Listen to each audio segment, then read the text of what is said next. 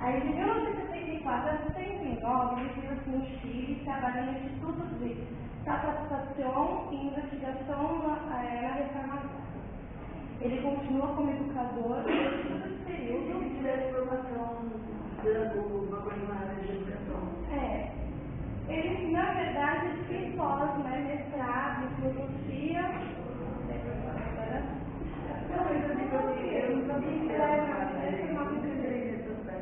Mas então, aí, na verdade, por ele ser tão popular, ter essa necessidade, ter essa necessidade, ele e a esposa, trabalhando como professora, né? Ele viu todo esse problema, ele se interessou e começou a trabalhar nessa área, e quando ele pode me ajudar, se você lembra, ele fez um mestrado em filosofia eu não vou lembrar exatamente o nome do curso agora, mas tem a ver com a educação. Em 1969, ele é nomeado especialista da Unesco e dá aula na Universidade de Rivers, nos Estados Unidos. Em 1970, ele desenvolve programas de alfabetização em apoio à reconstrução nacional de diferentes países africanos. Em 1980, ele retorna ao Brasil e volta à vida acadêmica. Ele voltou a dar aulas na PUC São Paulo e em Campinas. Em 1986, morre a primeira esposa e ele se afasta, sofre bastante. E aí, em 1989, em 88, ele conhece a Anitta Araújo, que já é uma amiga dele de infância, e se casa.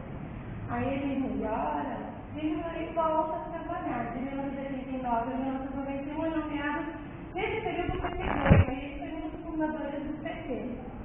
E ele é convidado, nomeado secretário municipal de educação. Seus principais objetivos foram gestão democrática, reforma do currículo e a alfabetização de jovens e adultos.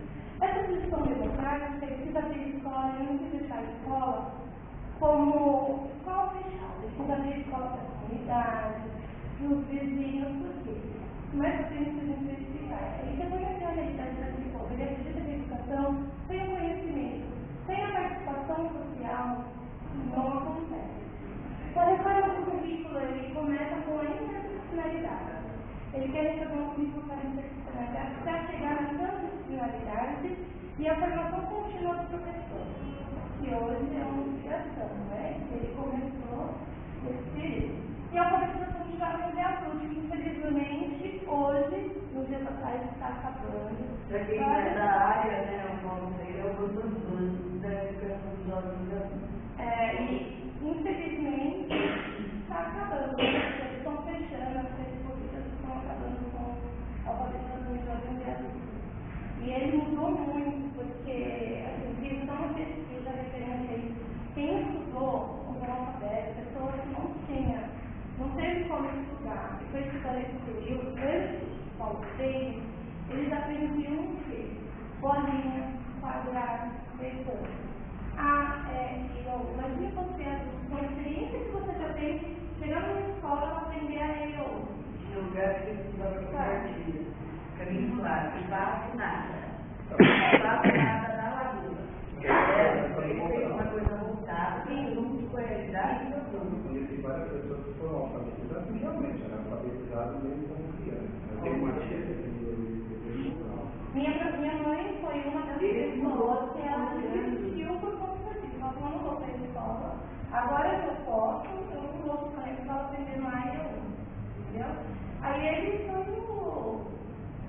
precursor, né, dessa educação de mudar mesmo. Mas é a realidade. Porque assim, o que ele diz, por mais que seja criança, os mais novos, mais velhos do professor do adulto, você tem uma experiência. O professor tem que fazer a experiência. Essa é a construção contínua. De 1992 a 1997, retorno às universidades, nomeado doutor, eu não sei se é honoris causa.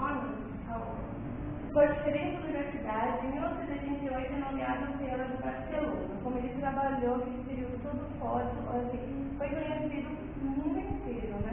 No dia 2 de maio de 97, Aí mas a finalidade da educação é alcançar a libertação de toda a realidade opressiva e de todo mundo.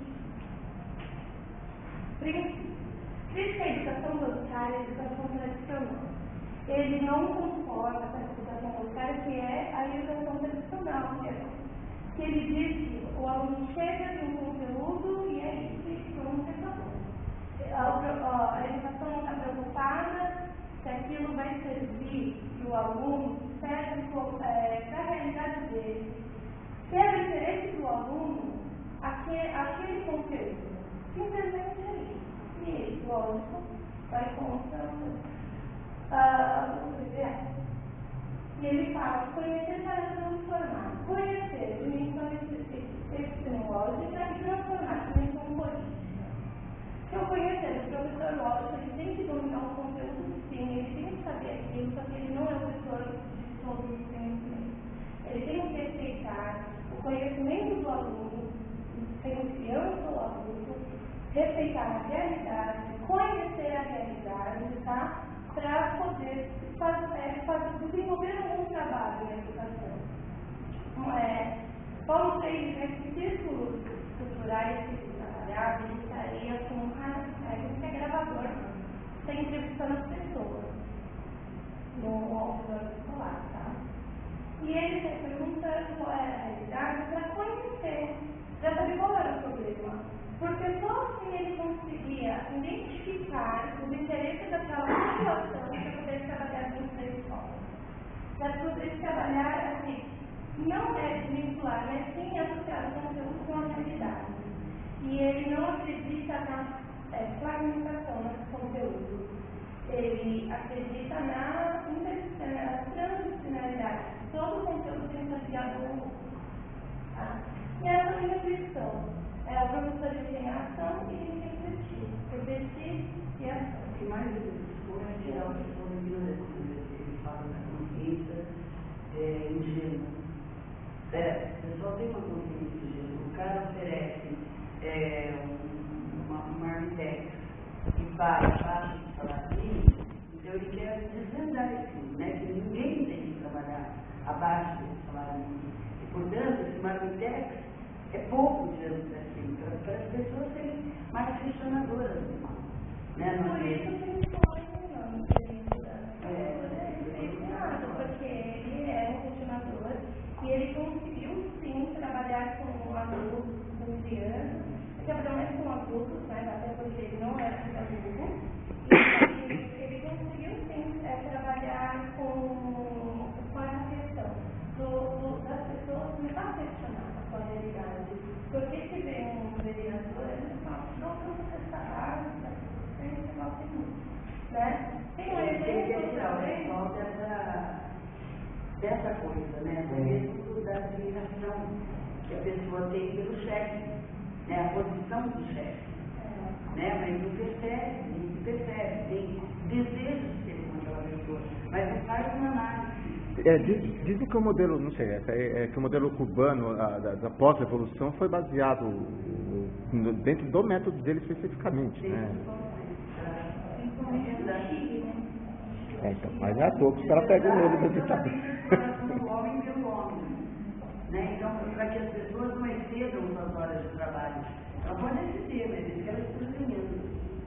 Né? E não deixar o que isso vai fazer com ele perder o emprego, mas sim para o grupo, de forma que ele possa pressionar esse padrão, esse tipo, né? Quer dizer, por isso que ele foi, né, colocado fora.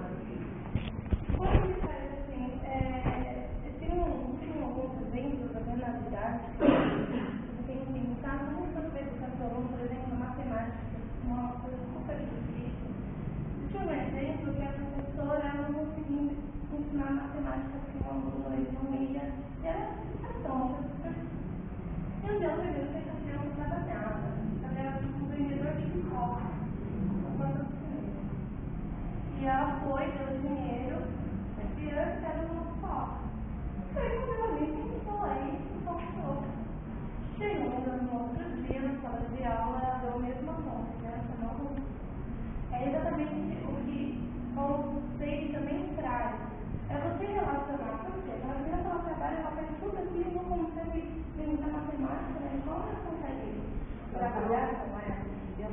Então, uma das coisas que também trabalha, que tenta, é essa associação também. A importância do contexto social e criação escola-sociedade. Aí eu fiz, depois eu fiquei pensando, só que não foi uma boa dinâmica, acho que eu tirei um completinho, tá? Para eu mostrar.